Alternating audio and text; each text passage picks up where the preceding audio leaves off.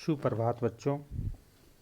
आज हम लोग लोकमान्य तिलक जो चैप्टर है 5 के अगले भाग पार्ट 2 पढ़ेंगे। ठीक है।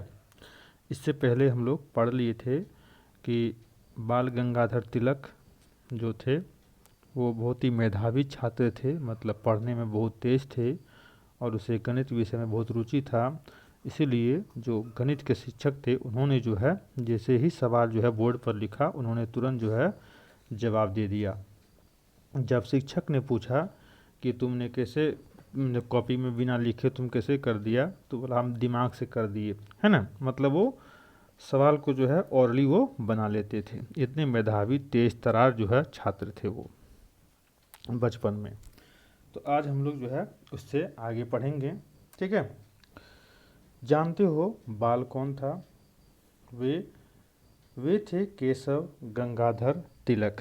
ठीक है। उसका पूरा नाम जो था केशव गंगाधर तिलक, जिन्हें बचपन में प्यार से सब कोई जो है बाल कहकर पुकारते थे। मतलब इनका जो उपनाम था वो बाल था। ये बार बार हम बता रहे हैं, याद रखेंगे। इनका एक और उपनाम था लोकमान्य, जो लोग उन्हें प्यार से पुकारते थे। और लोकमान्य का अर्थ बताए थे लोगों द्वारा स्वीकृत, है ना, जो लोग उन्हें प्यार से नाम दिए थे।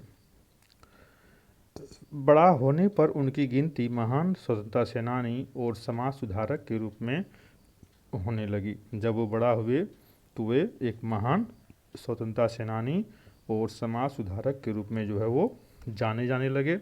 इससे पहले हम बताए थे कि वह जो है आगे जाके वो वकील भी बने थे और कई भाषाओं के वो जानकार भी थे, मतलब जानकारी वो रखते थे। ठीक है। लोगों ने उन्हें खूब सम्मान दिया और उन्हें लोकमान्य तिलक के नाम से पुकारने लगे, है ना।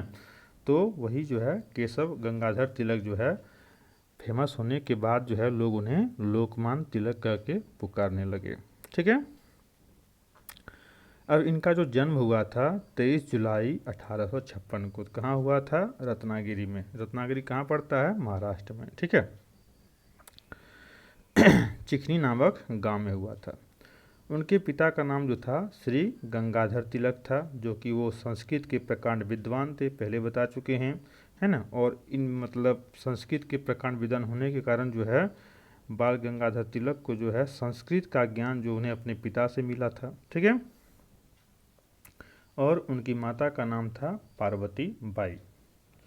लोकमान्य तिलक शिक्षा को स्वतंत्रता का आधार मानते थे। तो लोकमान्य तिलक जो थे वो शिक्षा को क्या मानते थे? स्वतंत्रता का आधार। मतलब भारत को स्वतंत्र करने के लिए, उसमें भारत गुलाम था और भारत को स्वतंत्रता दिलाने के लिए वो शिक्षा को एकमात्र जो है वो हथियार मानते थे, है ना। उनका मानना था कि शिक्षा से ही जो है भारत को जो है अंग्रेज के गुलामों से जो है छुड़ाया जा सकता है, स्वतंत्र किया जा सकता है। इसलिए उन्होंने शिक्षा को स्वतंत्रता का आधार बनाया और उन्होंने अपने कुछ मित्रों के साथ जो है डेक्कन एजुकेशन सोसाइटी की स्थापना कर लिया। ठीक है। कौन सा सोसाइटी था वो? डेक्कन एजुकेशन सोसाइटी की स्थापना की। ठीक है। ये मतलब एक शिक्षा से संबंधित संस्था था। इस सोसाइटी के अधीन 2 शिक्षण संस्थान माध्यमिक शिक्षा के लिए न्यू इंग्लिश स्कूल और उच्च शिक्षा के लिए फर्गुसन कॉलेज खोले गए। मतलब इसी सोसाइटी के अंतर्गत जो है 2 शिक्षण संस्थान खोल दिया गया। क्या क्या था नाम उनका?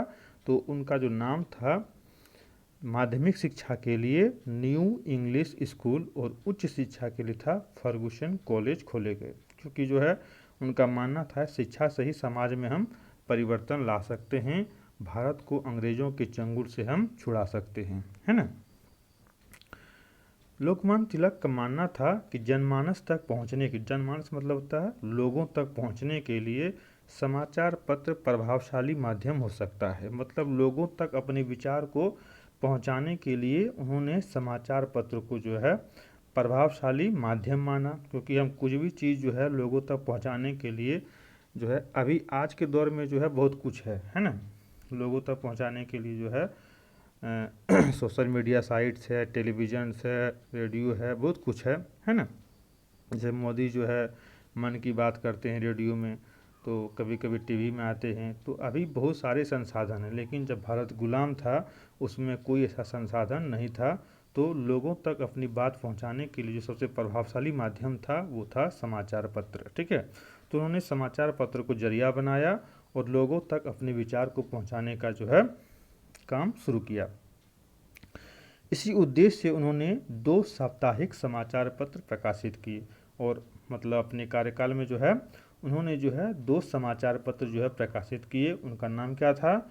उनका नाम था, जो मराठी भाषा में छपने वाला था वो था केसरी, है ना। जो केसरी समाचार पत्र था वो छपता था मराठी भाषा में, और अंग्रेजी भाषा में छपने वाला पत्र था मराठा। ठीक है, इन दोनों पत्रों के माध्यम से बाल गंगाधर तिलक ने अपने विचारों को, है ना, लोगों तक पहुंचाने का जो है काम शुरू किया।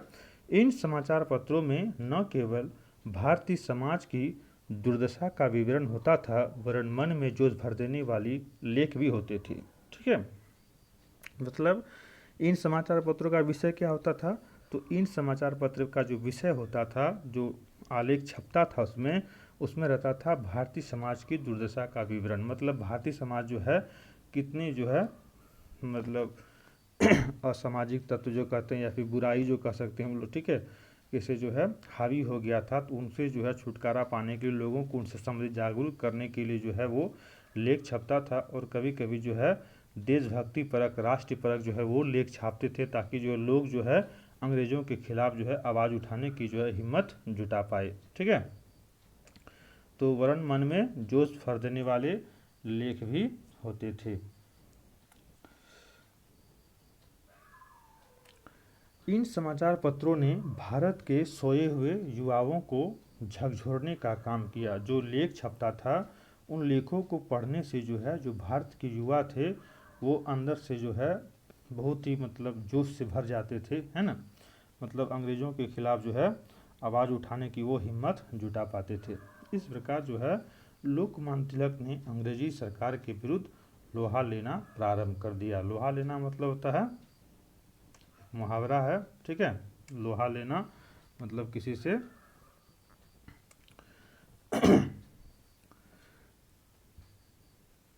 तो आप लोग यहीं छोड़ देते हैं, ठीक है। इसके आगे जो है नेक्स्ट क्लास में होगा। Thank you. कहीं कोई डाउट हो तो बता देना, ठीक है।